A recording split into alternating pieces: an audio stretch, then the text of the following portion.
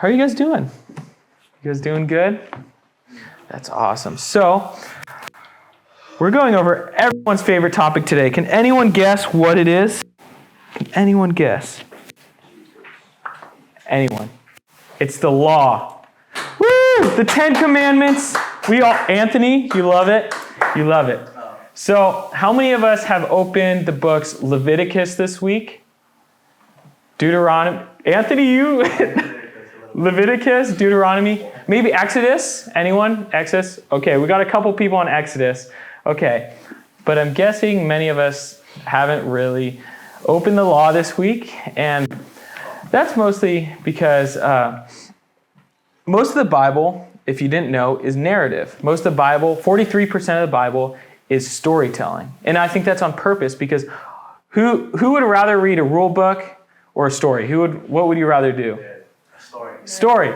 Unless you're Anthony, he likes reading rule. Yeah. But we shouldn't forget how important it is, the rules that God does give us, because it gives us instruction in our life. And I want us, as we're reading Exodus 20, I want us to see and reveal the beauty and the purpose of the law that God gives. Because I think it applies to us in our everyday life. I think sometimes we can get in a mode where we think, oh, didn't Jesus forget about the law? Didn't Jesus already fulfill it? Isn't that we don't need to follow it anymore? Well, Jesus came not to abolish the law, but to fulfill the law. Before we get back into this, I kind of want to describe how I was growing up. So it's hard to believe, but I used to get in trouble all the time at school. If you, all the time, I'm not even kidding. So I grew up in a pretty good household, and I was the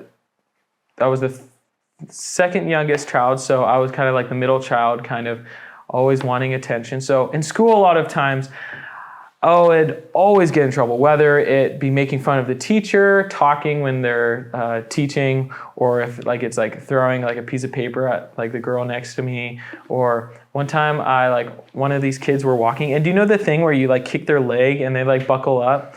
Yeah, they fell. I used to purposely flood the bathroom urinals on purpose. I was a bad kid. But you know what I would constantly get reminded of when I was a kid? How to be a good kid. I would always get reminded of how to be a good kid. And there's Sam, make sure you raise your hand. Sam, don't pick your nose and flick it at the girl next to you. Don't call your teacher pregnant just because she's a little bigger than all of us. Things like that. So those were things I did. And then one time my parents told me, Sam, don't bite your sister's butt. And okay, this is a story. So I got mad at my sister one time because I don't even know what we were fighting. I think it was American Girl dolls or something, and she wanted me to play, and I was I'm over it. I don't want to play anymore. And then she's like, no, Sam, you have to stay. And then I was trying to leave, and she wouldn't let me. And then, little did you know, she has a bite mark on her butt, and I got in trouble. So I know. I'm sorry. I don't know. I was shorter than her. It wasn't fair. I couldn't get to her arm. But yeah. But I would always get reminded of how to be a good kid, time and time again.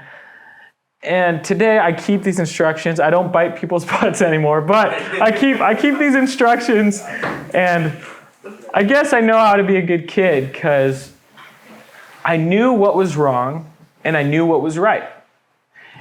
And when you know what is right, you learn to love the things that are right? You learn to love and see oh, maybe if I do this thing right, it won't always lead to blessing and prosperity, but it will lead to an inner joy. An inner joy, you're fulfilling something that you're supposed to do. And I think what's weird is our whole society is built on instruction. Not just me being a good kid, but all societies are built on instruction in one way. Do you guys, those hot cups over there, when you're filling up your coffee, on the hot coffee cups, it says, please be aware. Caution, hot, things that, but isn't that obvious? Isn't that supposed to be obvious that a coffee cup is supposed to be hot? But we've got to such a point where those things aren't that obvious. Or so if any of you guys surf wax, you wax your board with it. On it says, please do not eat or chew. It's like, I don't know, there's some chewing wax, but like no one's gonna chew the wax. The Tide Pods? Yeah. Oh, the Tide Pods, like it says do not eat. But we've come to that. We need instruction. And it seems like all of our society has instructions within it. But I think our instructions that we have we're in a polar state, like especially in America, like between what is the right instruction and what is the wrong instruction. We can talk about like political parties, like there's a big upheaval. Oh, you have to choose this side. You have to choose this side. Oh, don't choose this side at all. Like there's like this whole culture that we have, and it's based off an instruction. And everyone has their own instruction. There's relationship advice people give. It seems like there's never good relationship advice because it always goes wrong one way or another. But the reality is none of these are absolute truths. All these are like subjective. They're all opinionated. But what's different is this word of God that is absolute truth. And we know it because it stood the test of time. The translations over and over again align with the translations from the original manuscripts. We see that societies have been changed. We've seen that people's lives have been changed. And I remember one time, my older sister isn't a believer, but she came down and she knew me before I was like a Jesus freak, as she calls it sometimes. But she one time she was like throughout the whole day, she was like trying to pick at me, like trying to like be like, oh, this thing you're following is like wrong. This thing that you're following is wrong. And she's giving me instructions how to live like the right way. And then at the end of the day, like she just broke down in tears and started like crying in my arms. And she's like, she didn't know how to put it. She was like, Sam, why are you so nice to me? Why are you so nice to me? And all I wanted to be was this thing right here. But in love and compassion, I gave the glory to God and what his story and the word has done for my life. How did you meet Jesus? Because you were telling us that you were a bully, and in that section. Oh yeah, that's good. Yeah. So along the line, I'll share a little bit. I grew up in a family with 4 kids, kind of blended. My oldest sister was from a different dad, and my parents got divorced. My mom moved away, and I lived with my dad for the most life, and he got remarried. And we went to church when I was younger, but when he got remarried, like they were both Christians, and they got us reconnected with the church. And around high school, I finally gave my life to Christ in the ways. And I wasn't never like a super mean bully, but I was just a mischievous kid. Yeah, exactly. But yeah, I gave my life to Christ in 2017, 2018, around there, fully committed to that. But yeah, thank you for asking that. That's awesome. Great question. But what's crazy is like, this is the absolute truth. This is the truth that we follow. And even if you're not Christian, you follow most of these truths in your day-to-day life. It's like inherent for us. Because what's crazy about God, he's unchanging. He's inherent in his character, like I was saying, like he is Yahweh. He is the Lord of Lords. And when he was giving this law to Israel, he was giving this law to specific people. He was showing them how to live and be human. And the beauty of the law, and it gets deeper as we go on, and Israel still follows this today. Jewish people still follow this today. But what's different about Christians is we know Christ has fulfilled the law. And I'll get to the main point at the very end. But in the law, it reveals who God is inherently. It reveals who God is when we're reading this law. It shows him the structure, shows him the way we're supposed to live. And it's not supposed to be rules and regulations to keep us chained down from something, but it's showing us how to live as humans freely and how to be fulfilled. So let's open up and read God's 10 commandments. So I'm going to start off by talking about the first commandment, no gods before me. And when we're reading this, we also have to know the context of who he's talking to. Like I said before, he's talking to people that are surrounded by pagan nations. But what he is saying is so much different than what these pagan nations are saying. God is saying, have no other gods before me. He's saying, I'm the one true God. And if you didn't know, right before this, He parted this Red Sea and helped the Israelites escape from Egypt that was oppressing them. And in other words, God is trying to reveal that he is the God that should be followed. And in the miracles that he's done, in the healings that he's done, in all these beautiful things he's done, he's like, follow me. I'm the one true God. You need to understand, like, all these other gods aren't going to suffice. They're not real. Have no other gods. Have no lowercase g gods before me. I think that's beautiful because the way our lives should be centered around is him. Our lives should be centered around not just like one day a week. It should be constantly thinking. And we're going to fail, we're going to stumble, but he should be the center. He should be our absolute truth that we look for. The second is no idols. And I think who here has ever carved an idol before or has carved something? As it says, none of us, or it says, you must not have any gods. Then it says, you must not make for yourself an idol of any image or of anything in the heavens or the earth or in the sea. The ESV, it says you should not carve idols and worship them. And none of us, I don't believe, carve idols, do we? No one? But I do believe we still have idols in our life. We just have other people carve them for us, right? Like iPhone, right? Sometimes we worship our phone. Sometimes we worship social media. Sometimes we worship ourselves. And this is just the human condition of what we fall into. But God is like, don't have idols. If you put something above God that's not God, then it's not going to fully fulfill you. It's not going to fully fulfill you. Do not take God's name in vain. This is the third. He's saying he doesn't want to be an unspoken assumption. He doesn't just want to be, oh gosh, dang it, or whatever, right? But in more vulgar terms, he doesn't want to be like just this thing we don't think of, like when we say a random word, when we curse. It's like saying like, oh my gosh, it's decreasing the holiness of God. It's decreasing the glory of God. He's saying, would you ever say like any of those things to your parents if they were right in front of you? When you're saying those things to God, it's like a slap in the face. It's something it's hurtful. It's hurtful. And God doesn't want to be that unspoken assumption. The fourth, remember the Sabbath. When we hear this word Sabbath, we got to remember where this comes from. It comes from Genesis. When God created the earth, on the seventh day, he rested. And this is like a positive commandment. It's not in a negative connotation. It's like, remember the Sabbath. Remember the holiness of God who created everything. It's a positive commandment. He's like, have rest. He's given our work week is based off having rest. Even if you look around the world, most days at least have, or most countries at least have 1 day off for rest. This is because God said, remember the Sabbath. Remember to rest. And rest in all that God has done. Rest in the things that he has given you. Rest and reflect on this creation. And I think that's a positive thing. He's like, yeah, rest. That's what I want you to do. Rest in me always. But this day, remember to keep it holy. He's setting aside time for Israel, who's this isn't a nation where you can just go down to the store and pick like your loaf of bread. They have to do it themselves. But God's like, no, just wait. Stop your working. Stop worrying about these things and rest in me. The next thing, like Richard said, honor your mother and father.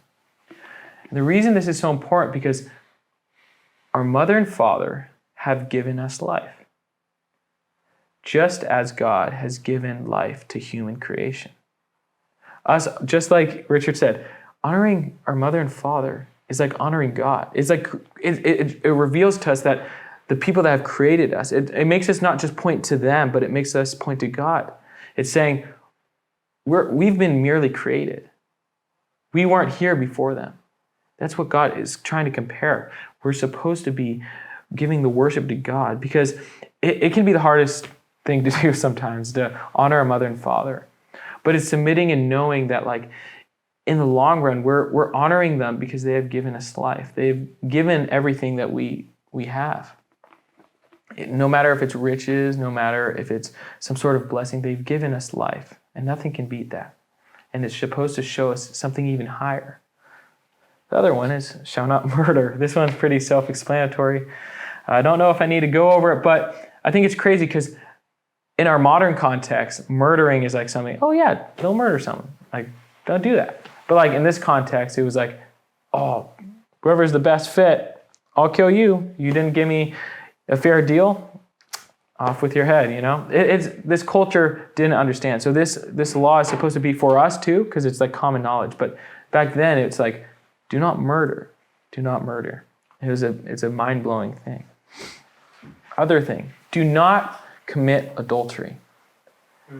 And this, I think, is a beautiful one, because when you're committing adultery, when you're cheating, essentially, off someone that you're together with and bonded together in a promise, you're breaking it between two people. You're not just hurting yourself, but you're hurting someone else. This is why it's on there, because God cares for yourself, but he's like, no, don't hurt someone else by the actions that you're doing. Don't hurt someone else because of your own pride, your own arrogance, to fully love them and fully keep that promise, even when that's hard to do too. Other one, do not steal. You're taking something from someone else for your own personal gain. And that derives from pride. And God is saying, isn't this beautiful how God's law is structured? It's pointing out, it's being like, these are things how to love other people, how to love God. I'll get to that a little more. Do not lie.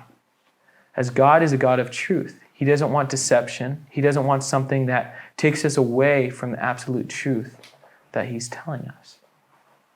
It's inerrant. This Bible is inerrant. The words that God has divinely spoken through people is inerrant. It's fully truthful. Fully truthful. Last thing, do not covet. And this basically means do not be jealous. It's saying take what God has given you in this life, even if it's little, and give him thanks for that. Give him thanks. Even if it's just you breathing, give him thanks for those little things. Because we're in a world that's like full of hate, full of, oh, you have to have this, you have to have this, you have to have this new iPhone, you have to have these new AirPods, you have to have 1,000 followers on Instagram. But no, God's like, be thankful for the things that I've given. Because these things will pass away, these things will go, but God remains the same. Be grateful for the things that you have. It's crazy because we look through this, we're like, oh, this is so beautiful. And I think sometimes we have such a negative connotation to law because none of us like rules. People don't like rules. They like thinking that they're free. But we're slaves to our phones. We're slaves to certain things. Why don't we just be servants of who Christ is? Servants of God's whole plan. And he gives us this law to meditate on. But the hard part about these instructions is none of us can live it completely out. None of us can follow all these, because breaking one means breaking all of it. It's like me being a good kid. I could never fully fulfill it. I could never be the best kid because I would always talk behind someone's back. I would always do something and try and act like I'm a good kid. But there's certain things that go wrong. And even today, I still mess up and I still break the law. Like I said, there's certain things like creating idols. Like we don't think in our head, we don't have this like golden calf that we worship. But we have certain celebrities that we treat like God sometimes. And this is because our sin, our faults, alter the view of God. Because if we fully saw God for who he is and who he is in all its entirety, we wouldn't need the law. Because we would be able to see who God is fully and walk with him. But sin has crept in and it has altered our view of God and takes us away. That's how the enemy had made us fall. He said, do you want to be like God? And that was our first mistake. That was our first mistake. But God is like, he's redeeming. He's like, here's the instructions. You're altered by sin. Let me give you this law, this rule book, so you know what to do. And I think this is beautiful. And it can be confusing because there's so many laws. If we go into Leviticus, there's extra laws. Go into Deuteronomy. Deuteronomy means second law. There's a lot of laws to follow. But you know how Jesus summarized the law? He summarized it in two things. In Matthew 22, 34 through 40. Let's read it. Matthew 22, 34, 30. And I can just read it aloud if you guys would like. But Jesus summarizes this whole law in two most important commandments, 34 through 40.